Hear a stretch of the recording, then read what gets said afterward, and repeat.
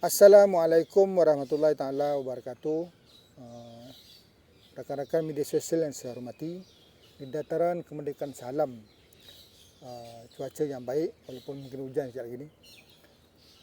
Pagi ini saya berkongsi pasal sesuatu yang saya terima dalam satu peristiwa yang saya hadiri pada hari Jumaat lepas.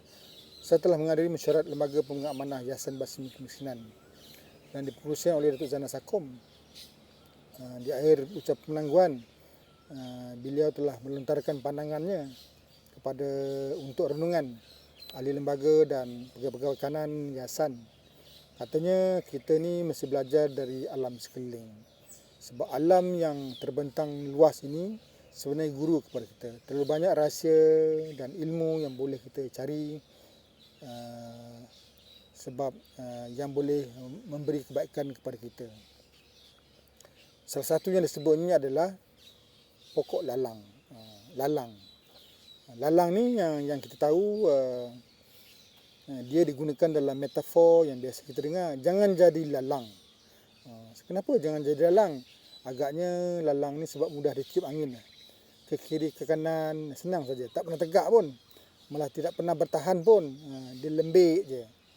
Malah ada pantun mengatakan, kalau tak mampu jadi pokok yang meredupkan, memberi teduhan kepada orang, jangan jadi lalang. Hina sangat lalang ni. Saya tak pasti kenapa jangan jadi lalang ni, sebab tak ada gunanya. Tapi lalang ni mungkin dianalogikan sebagai suatu tumbuhan yang tidak dapat bertahan tegap. Macam seolah tak ada pendirian. Ditiup angin ke kiri, ditiup angin kanan ke kanan. Seolah-olah dia diberi makna sebagai orang yang tidak tetap pendirian, mudah dipengaruhi.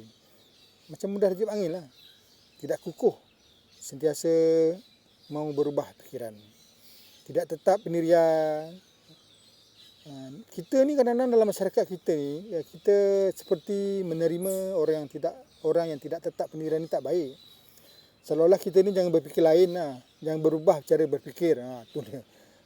Padahal dalam keadaan tertentu kita kena berubah cara pendekatan dan fikiran untuk melaksanakan apa yang kita impikan. Kita kena ubah cara lain untuk dapat keputusan lain. Kita buat macam tu juga, itulah keputusan dia. Kita komplain, kenapa tak berjaya? Sebenarnya kita buat cara yang sama. Kita kena berubah cara berfikir. Jadi sebenarnya lalang itu bukan pasal tidak tetap pendirian saja. Lalang ni realitinya tumbuhan yang paling lasak di dunia inilah. Hujan yang cakap lah, tumbuh cepat dia. Panas pun tahan, dibakar pun tahan. Daya survivalnya, kelangsungannya sangat kuat. Malah dia boleh menguasai kawasan itu. Kalau dia tumbuh lalang lah semua tu. Kalau tak dijaga, tumbuh lalang. Jadi akibatnya tumbuhan lain boleh tak tumbuh. Kalau lalang dah start tumbuh situ, lalang dah bertapak di situ kan, alamat tak ada peluang lah tumbuh-tumbuhan lain. Jadi seolah-olah agaknya itu sebabnya dia tidak disukai. Malah dikatakan lalang ni menyemakkan pemandangan. Jadi manusia pun tak suka, tumbuhan lain pun tak suka. Tetapi lalang ni banyak kegunaannya, sebenarnya orang tak tahu. Sebab pertamanya dia menghalang hakisan tanah. Kalau lalang situ akan cukup kuat. Tanah tidak akan dibaul, tidak dihanyutkan oleh air. Sebab akarnya memegang kuat tanah itu. Jadi kegunaannya dia boleh menjaga, dikatakan juga dia boleh menjaga nutrisi tanah itu lah, lebih kurang lah. Saya tak pastilah. Orang kata jangan jadi lalang. Sebab lalang ni suka berubah. Tetapi dalam NLP, dalam Neuro Linguistic Programming, the individual with most flexibility will win, always will win. Orang yang selalu fleksibel, boleh berubah, akan berjaya. Itu kunci dia. Jadi kita kalau nak berjaya, kena fleksibel lah. Hari-hari nak makan telur tak ada tak makan, jangan macam tu. Hari-hari nak makan nasi, pagi nak makan nasi, tak ada nasi tak nak makan, jangan. Kita boleh makan apa saja, contohnya lah. Jadi selagi kita boleh berubah cara berfikir, kita boleh berubah cara bertindak, barulah kita boleh berjaya mencapai apa yang kita mahu. Tapi kalau tak mau berubah berfikir, tidak mau bertindak berbeza, macam tu juga, itulah keputusan dia. Jadi flexibility ni dalam NLP, sebenarnya kunci dia flexibility adalah kita mencipta banyak option. banyak pilihan untuk berfikir dan bertindak.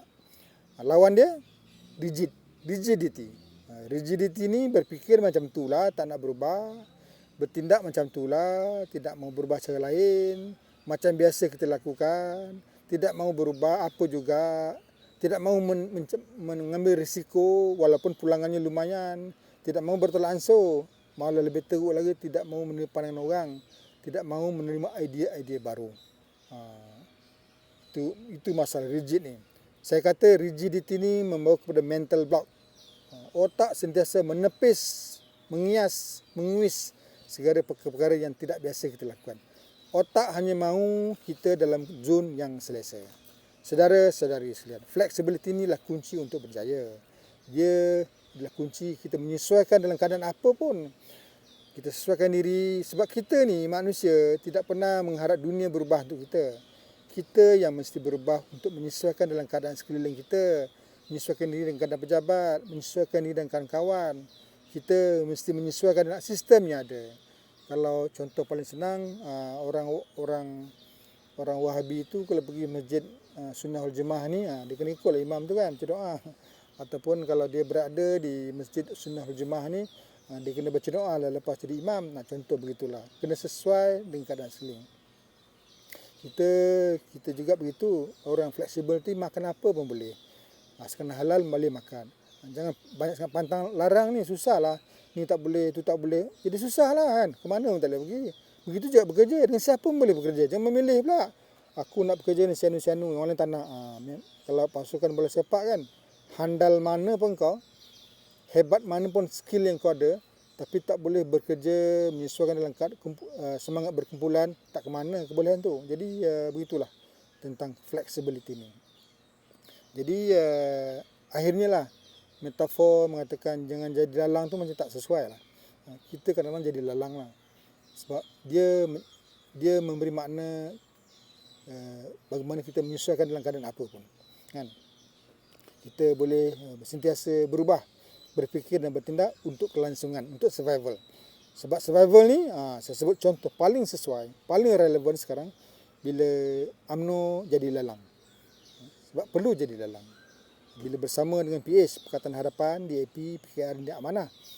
Sekian lamanya mereka mengatakan UMNO untuk tujuan politik mereka. Tetapi sekian lamanya mereka memburuk UMNO ini. Akhirnya UMNO bersedia bersama mereka. Walaupun slogan no DAP, no Anwar kuat disebut, tapi mereka menerima. Sebab perlu untuk kelangsungan. Begitu juga Anwar yang berhormat Datuk Seri Anwar Ibrahim. Sekian lamanya meludah tentang UMNO ini, mengatakan keburukan UMNO, tidak ada kebaikan langsung UMNO-nya, tetapi kali ini dia kena menerima hakikat. Banyak ada gunanya UMNO ni untuk kelangsungan politik dia. Selama 24 tahun dia mengata UMNO, tapi baru dia tahu dalam hal ini, dalam konteks ini, dia perlukan UMNO. Jadi soal bagaimana dalam hal ini, baik atau buruknya, kita harus melihat sudut pandang, perspektif yang kita lihat. Dia bergantung pada the law of relativity lah. Baik pun ada, buruk pun ada. Tapi yang pentingnya survival, kelangsungan politik masing-masing. Jadi kalau tak kena jadi lalang, UMNO akan kekal jadi parti minoriti. 26 kursi je. Tapi kena jadi lalang, kena opt untuk jadi lalang, UMNO sekarang kerajaan. 6 orang menteri, belum menteri lagi. Walaupun menang 26 kursi berbanding dengan PAS 49 kursi, bersatu 24 kursi. Akhirnya sebab tidak mahu jadi lalang, rigidity lagi, terus kekal sebagai pembangkang. Saudara-saudari yang saya raikan, semoga berfaedah. Jangan jadi lalang, tapi kadang-kadang kita perlu jadi lalang. Okey darling? Jadi lalang. Sekian, semoga berfaedah.